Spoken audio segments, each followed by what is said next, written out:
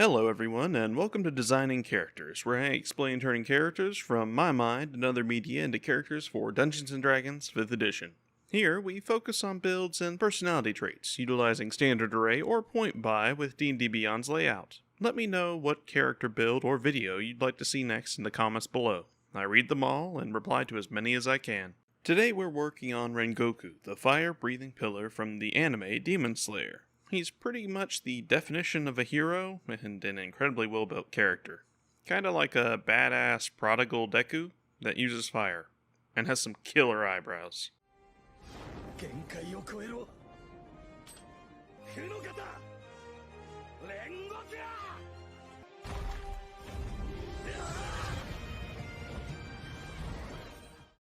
So what do we need for our Burning Owl boy? First, you're a master of martial arts and the blade, with incredible reflexes and combat capabilities, capable of constant, superhuman feats through a variety of actions. Next, as much as it's a joke about your similarities to an owl due to your eyes and eyebrows, you are incredibly observant, perceptive, and hold a keen insight into others. Finally, above all else, you're a natural leader. Charismatic, likable, dedicated, and capable of swaying the hearts of others while having near infinite patience. A level head making you perfect at teaching, you're able to see the potential to be great in anyone. Now for ability scores, using the standard array, put 15 in Dexterity, 10 in Strength, and 13 in Constitution. Above all else, you're an absolute physical powerhouse with tremendous stamina and reflexes. Next, put Wisdom to 14, Charisma to 12, and Intelligence to 8. You're wise beyond your years, with tremendous patience, and a natural knack for causing others to like you. But you're not exactly well educated as the equivalent to a child soldier. Plus, we don't really need it for anything. Moving on to race, you're an anime human, so we'll go with variant human, because the things that they can do definitely doesn't suit the normal human for the most part. Variant humans gain a language, take Abyssal to represent your knowledge of the demon's tongues, and a +1 to Dexterity and Constitution, for a new total of 16 and 14 to help balance out those uneven numbers just a bit. You also gain proficiency in a skill and a free feat. Take Acrobatics for your flexibility and speed, alongside the tough feat to show off that indomitable willpower and superhuman stamina. Now for background, you were born into a family of powerful soldiers that served as key members of a military organization known as the Slayers, a group dedicated to hunting and killing monsters, demons, and other extraplanar threats to the world. Your father was originally a captain in this group until depression overtook him, due to the loss of your mother at a young age. However, even as your father abandoned the group, you pushed further to continue fighting amidst their ranks. Your mother's words to always use your talent and strength to protect those weaker than you, encouraging you to new heights. The military training and your natural charisma honed your physical skills and ability to understand others, as well as how to change their perspective for the better. With this, we're taking a variant soldier background. This will give you proficiency in insight and persuasion. You also gain 2 languages. Take Deep Speech and Infernal to help cover your knowledge of the other Dart languages that are used in your profession. You also gain the background feature Military Rank, granting you benefits based on your position in the faction of the Slayers, as long as the groups that you're interacting with are also loyal to them or respect them in some way. It's kind of up to your DM. With that, we're moving on to class. Rengoku is a trained warrior before all else, raised in a household of soldiers, so we're taking Fighter.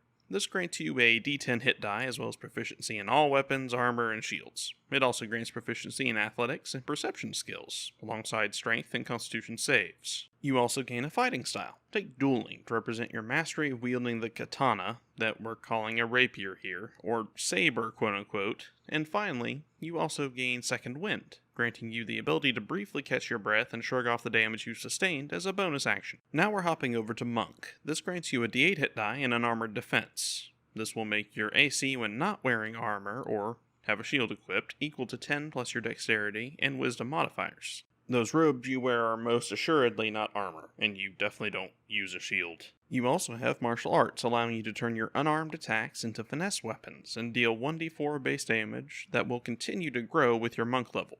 You can also use your bonus action to punch someone when you're clashing swords with them. Second level monks gain key points, allowing you to pump yourself full of shonen juice to use a variety of options in return for burning them. Flurry of blows to pummel your enemy, patient defense to enter a defensive stance to parry away your attacker, and step of the wind to grant yourself tremendous mobility with bursts of your breath.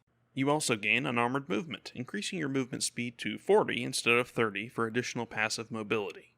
3rd level monks gain a Monastrict Tradition.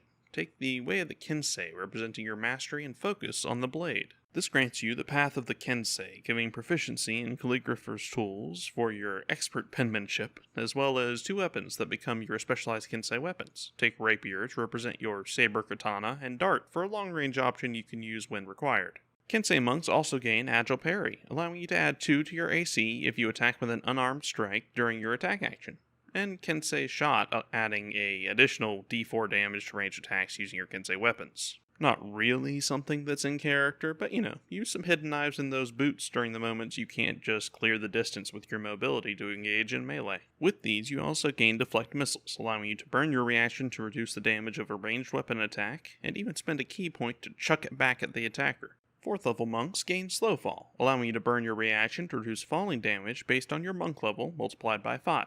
You also gain a feat, take Skill Expert. This will increase your dexterity by 1, give proficiency in intimidation for the fear you can strike into your enemies, and expertise in persuasion to represent the growing likability you radiate even to those that you just met. 5th level monks gain an extra attack and stunning strike, allowing any attack made with a monk weapon to possibly stun a target for a key point, ruining any DM's day. 6th level Kensei monks gain an additional Kensei weapon, take Dagger to continue emphasizing these sub-blades as needed. You also gain key-empowered strikes and 1 with the blade, causing your unarmed strikes and Kensei weapons to be considered magical.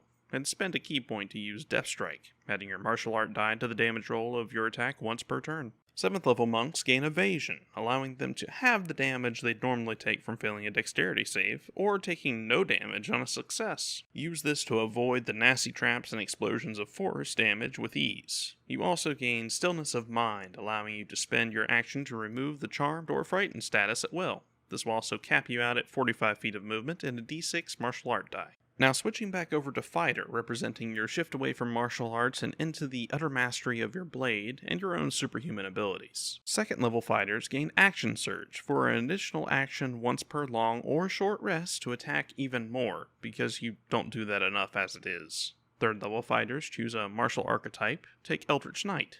Yes, I know, your intelligence is horrible, just trust me on this. This grants you Weapon Bond, allowing you to summon your katana, saber, rapier thing to your side at will, even when disarmed. You also gain Spellcasting. Take Control Flames and create Bonfire to represent your fire-breathing capabilities to summon flames around your blade and body. Yes, I know technically the elements from the breathing forms aren't actually visible and it's just for the viewers, but come on. We all know we want to swing around fire and summon it. For your 3 spells, take Absorb Elements and Shield to create a sudden arc of your blade with a burst of superhuman ability to cut any elemental attack in half and mitigate the damage, or deflect a sudden incoming attack outright. For the last spell, take Expeditious Retreat to grant that superhuman speed you exhibit constantly. Level 4 fighters gain a feat. Take Resilience and Dexterity to gain proficiency in dex saves and even out the odd number to 18 total. You also gain an additional spell. Take False Life so that even in the moments you're about to kneel over, you're able to force yourself back to your feet to keep fighting. Level 5 fighters gain an extra attack, which you already have, so it's nothing. More hit points are nice though. Level 6 fighters gain +2 Dexterity, capping you off at 20 dex now, bumping your AC and combat benefits significantly. 7th level Eldritch Knights gain War Magic. It won't help this build much, but it allows you to cast a cantrip and attack as a bonus action. You also gain a 2nd level spell, take Misty Step to emphasize your tremendous mobility, and an extra 30 feet of teleportation with your breath sending you bursting toward the target, or out of the way of an incoming explosion. 8th level fighters gain +2 Wisdom, for a total of 16 now for extra AC and a better key save. You also get another 2nd level spell, take Mirror Image, representing your high mobility to avoid incoming attacks. 9th level fighters gain Indomitable, allowing you to reroll a failed saving throw once per long rest. Ignore the concussion and the hole in your stomach and just keep fighting anyway. 10th level fighters gain Eldritch Strike, causing any creature you strike with a melee attack to suffer disadvantage on their next saving throw made against your spells until the end of your next turn. Right now this doesn't seem very useful, but it will be a little bit later. You could also talk to your DM about including your key saves into this as well. You also gain an additional 2nd level spell. Take Spider Climb, allowing you to effortlessly scale vertical surfaces or ceilings with your tremendous movement speed and mobility. 11th level fighters gain an extra attack. for a total of 3 now, combined with your Monk Flurry of Blows and dish out the punishment using it. You also gain an additional cantrip, take Minor Illusion to play up the invisible flames, and combine them with intimidation checks for a variety of environmental effects with your other cantrips. For your spell, take See Invisibility for additional utility and noticing attackers before the ambush this time. 12th level fighters gain additional +2 to Wisdom to buff your AC and Ki DC even further for a new total of 18. Finally, 13th level fighters gain access to 3rd level spells. Drop See Invisibility, which is why you missed the ambush, and take Haste as well as Thunderstep to add even more mobility and devastating speed while in the midst of combat. Now, how good is our Owlboy? First, your AC and saving throws are fantastic, able to casually hit 26 AC using a shield spell, and your Kensei abilities as well as having high physical saves. Combine this with your ability to snap yourself out of the 2 most common conditions, and you're a monster. Not to mention the usage of Mirror Image making you even harder to target. Next, you are disgustingly mobile with 45 base movement speed, teleportation, speed enhancement buffs, throw and haste, and you're even more terrifying. Being able to hit 90 movement with teleport options on top of that makes you pretty much nullify the drawbacks of being a melee-based character. Finally, you have a solid skill set for out-of-combat situations, with excellent social and physical skills and an above-average utility skill set for perceiving your surroundings. Now for weaknesses, you're not exactly the brightest bulb. You're simple, dedicated, charismatic, and sincere. That's why people like you. But that has its downsides, like a -1 int save and +1 charisma save with a +4 wisdom save. That's okay. That whiz save is half decent, but not against high-level charms and effects. Your monk ability can help a bit by burning your action to break out of mental effects, but that isn't helpful and won't save you from illusions and other trickery. Basically, burning your action in order to break the charm is better than being charmed or frightened, but it means that you're not really able to fulfill your primary role. Next, though your damage potential isn't bad by any means, it's definitely not amazing. You do attack quite a bit, but with each attack only dealing 1d8 plus 7 or 1d6 plus 5, with one getting an extra d6 per turn. Even if all your base attacks hit per round, which means you can't use any of your other options, you'll only deal an average of 44 damage. Not terrible, but it's not great either for a level 20 frontliner. Obviously, you can burn your key points and spells to augment this greatly, but those are limited resources. Finally, you're an Eldritch Knight with no magic to clear your weaknesses. All your spells are mobility and utility based to ensure you're difficult to hit and hurt. That's great. It makes you an excellent mobility tank, but it severely limits your other options in the midst of battle and makes some of the other Eldritch Knight features kind of useless. Though to be fair, they're not exactly amazing to begin with, so it's not too much of a loss, but it's still an issue. But that's not what you're there for. You're a shield for your party that rules the battlefield through mobility, action economy, stun effects, and barrages of attacks using daunting levels of speed. Abuse that mobility to flank, attract attention, and laugh at the attempts to harm you. Your job is to protect and raise the next generation, and you take that very seriously. But maybe don't be so willing to throw your life away.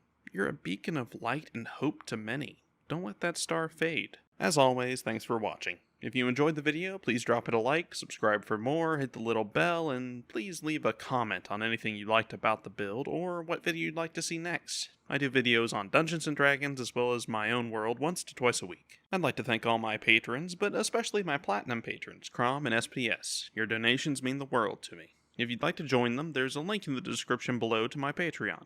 Patrons get to vote on the videos that I do and have access to various variant rules, homebrew supplement systems, items, spells, and so forth that are over there. You can also talk to my community over on Discord to learn about my D&D supplements and the literate roleplay board I run for my world.